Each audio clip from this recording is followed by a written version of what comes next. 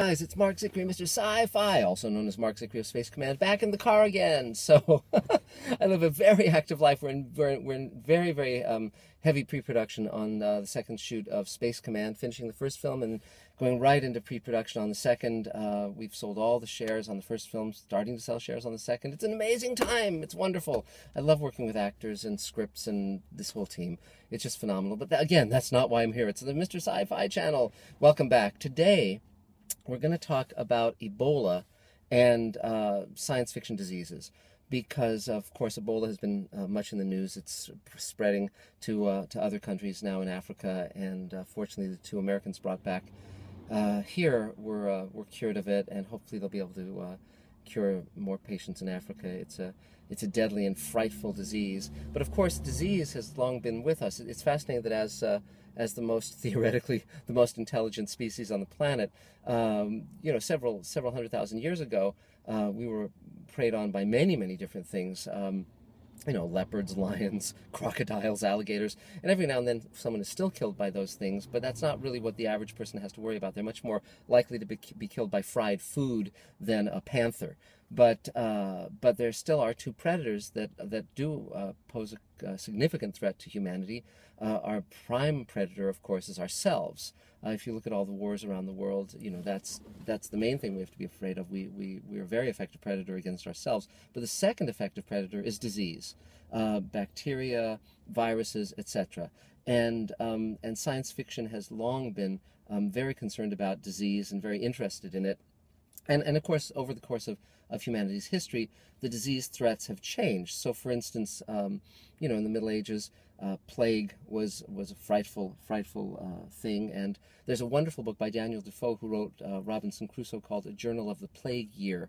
He was a boy when the bubonic plague hit England, and many of the adults he knew had lived through that time, and it's a fascinating read. But in terms of science fiction, of course, there are many very interesting books and movies about fictional and non-fictional diseases spreading.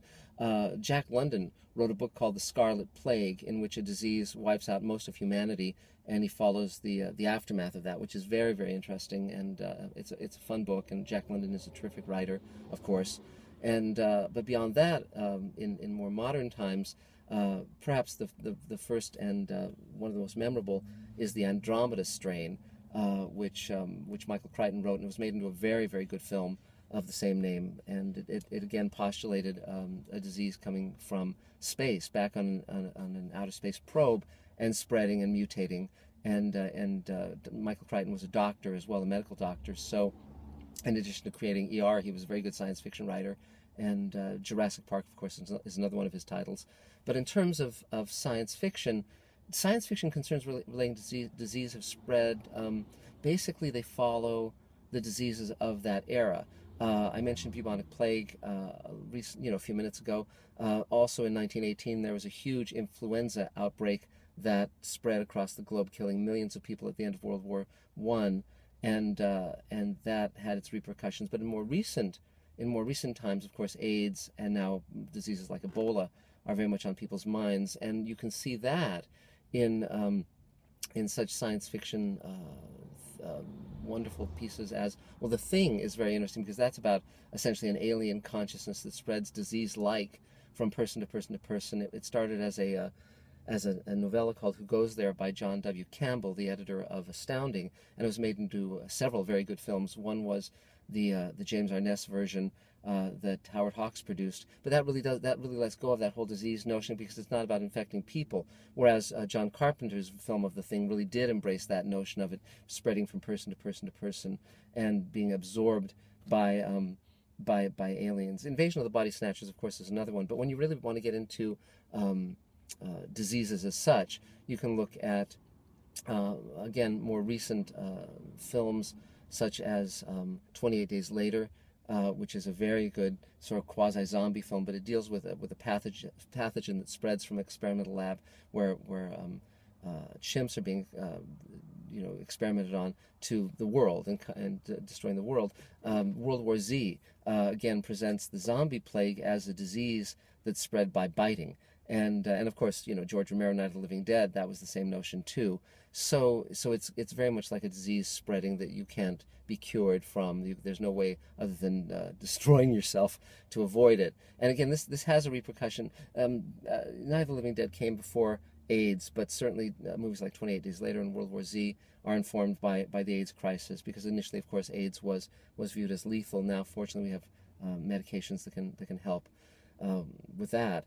But the more recent books are riffs on things like Ebola.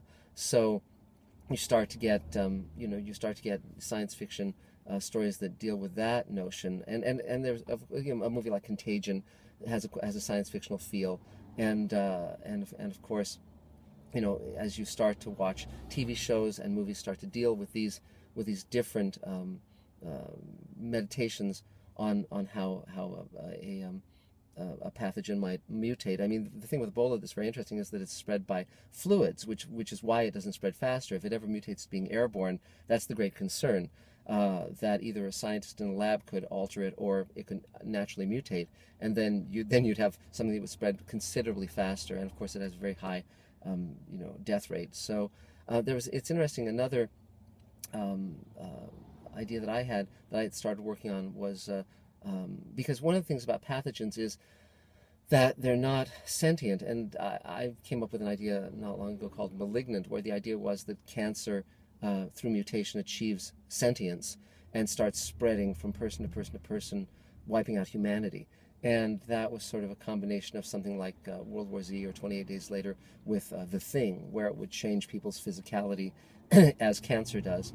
And it's an idea I've been working on, and we'll see where it goes. Right now I've got to do Space Command, and but it's just again, it's always in science fiction we like to examine the things in our own world that are threats to us, that are dangers to us, whether it's the nuclear bomb or disease or anything that can wipe us out individually or en masse. We're very interested in that in terms of fictional storytelling. And of course, this cues into our fears and our hopes and all of that. So anyway, so this is just a little bit of a rumination on the news of the day and how science fiction processes some of these dread items that are of concern to all of us. So that's it for now. If you want to mention your favorite science fictional disease in books or TV shows or movies, please comment, share, like, subscribe. We're shooting over the next few days. We're continuing to ramp up. It's an amazing time, and I'm in the car shooting these Mr. Science Fiction videos, Mr. Sci-Fi videos, so that I can get to doing them in my daily travels. So until next time, it's Marc Zicree, Mr. Sci-Fi, Marc Zicree of Space Command, and we'll talk again real soon. Thanks a lot. Bye-bye.